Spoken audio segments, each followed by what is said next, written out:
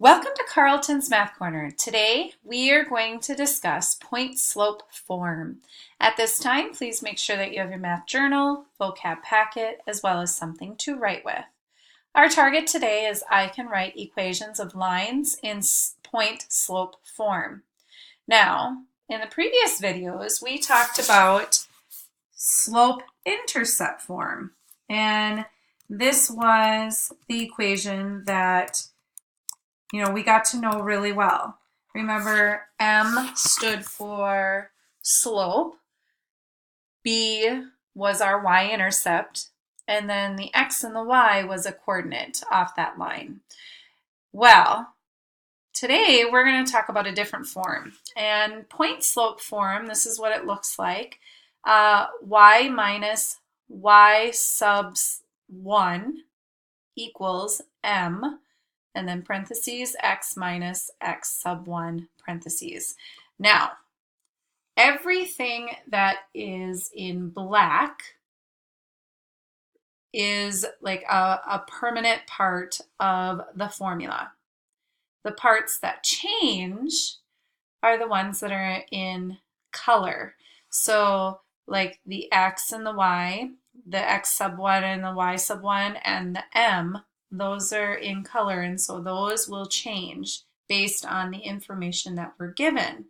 So do you see any similarities from the slope-intercept form? Yes, exactly. Do you notice both forms have an m? So that means they both have slope. That's part of their equation. And then they both have an x and a y. And I know this one doesn't have a sub 1 and a sub 1. However, there is an x and a y that we could plug into this equation. Same is true for this equation.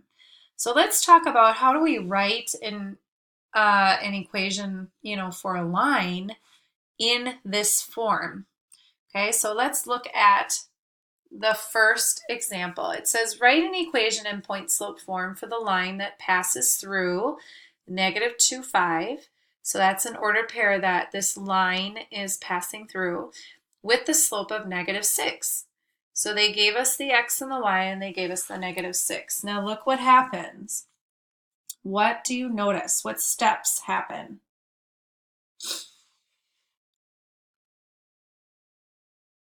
Okay, what I notice is the negative 2 and the 5. I notice that they go in for the x1 sub 1 and the y sub 1. And really the 1 just stands for one ordered pair. I mean, I could have a sub 2, y sub 2, and that would mean my second ordered pair.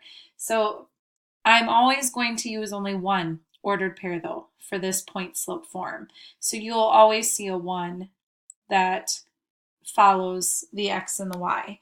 So notice the negative 2 went in for the x sub 1, so that's in there. And the 5 went in for the y sub 1. And then I noticed that the m, which represents slope, that negative 6 went right in front of these parentheses because that's where the m is in my formula or in my point slope form. So what happens after that though? Well, I noticed that the y minus 5 stayed the same. Why do you think that stayed the same? Well, this might give you a hint. If you look over here, negative 6 stayed the same, but look in parentheses. Notice instead of x minus a negative 2, it is now x plus 2. So why would the minus 5 stay the same and not the minus negative 2? Exactly. Remember I said everything in black is part of our form. Like it's got to stay put. And so if you look at this, this started off as y minus, and then we plugged in a positive 5. Now, when I subtract a positive number, like it doesn't change my subtraction. I mean, it stays the same. But if I subtract a negative number, basically what has happened is my subtracting a negative turned into a big positive. And so now instead of x minus something, now it's x plus a positive 2. So whenever I see subtracting a negative, remember subtraction means that you are adding additional negatives. Well, if there's already negatives here, what happens is it turns into a big plus because this subtraction basically changes this negative into a plus when I add more negatives. And so now I have a big plus. And that is the only reason why that formula changed. If this was a positive 2, just like this positive 5, then the subtraction would have stayed the same. But because it was a negative 2, it forced this subtraction to change to addition. And so my answer in point slope form is y minus 5 equals negative 6. And the negative 6 did not change because there is no addition or subtraction at all for this part. It is being multiplied onto this group. And so I leave it as is. And then parentheses x plus 2, parentheses. And that's my answer for this line. That's my equation in point slope form. Okay, so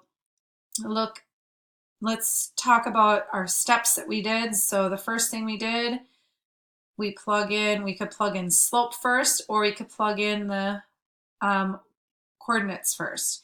I know 1 and 2 has slope first, but honestly, you could do number 2 first if you wanted to, and then do number 1. Either way is fine. And then number 3, we had to change any subtraction symbols if needed. So only if there's a negative that follows, a negative number that follows, then it will change to addition. But if there isn't, then it just stays as subtraction.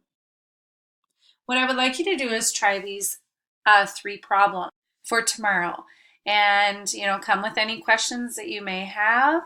But make sure you look back to see what point slope form looks like, and then plug in the slope and plug in the x and the y for the coordinates.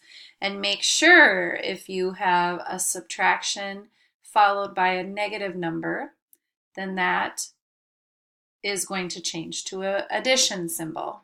Okay, so keep that in mind. Thank you so much for joining me at Carlton's Math Corner, and I look forward to meeting with you again.